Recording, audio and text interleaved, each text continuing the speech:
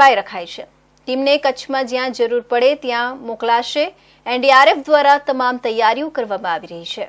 ગુજરાતના વિવિધ જિલ્લાઓમાં હવામાન વિભાગ દ્વારા ભારે વરસાદની આગાહી કરવામાં આવેલી છે, જેના પગલે કચ્છ જિલ્લા વહીવટીતંત્ર દ્વારા રાહત બચાવની કામગીરી માટે એનડીઆરએફની એક ટીમ સ્ટેન્ડ બાય પર રાખવામાં આવેલી છે।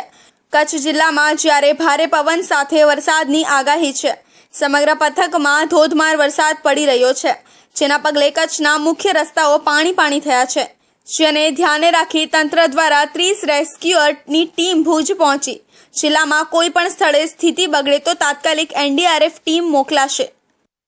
6 बटालियन बड़ोदरा से यह टीम आई हुई है, जिसका नेतृत्व श्री BNN प्रसन्ना कुमार सर कर रहे हैं।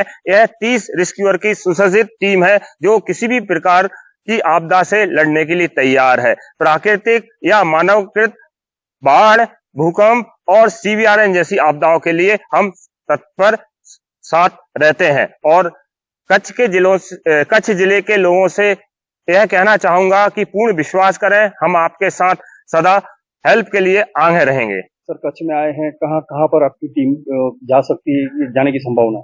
IMD के अनुसार तालुका अंजार, गांधीधाम, मांडवी में बारिश की अधिक संभावना है और हमारी टीम वहां जाने के लिए तैयार की गई है।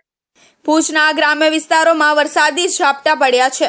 બીજી બાજુ વરસાદ ચાલુ થતા લોકોને ગરમીથી રાહત પણ મળી છે।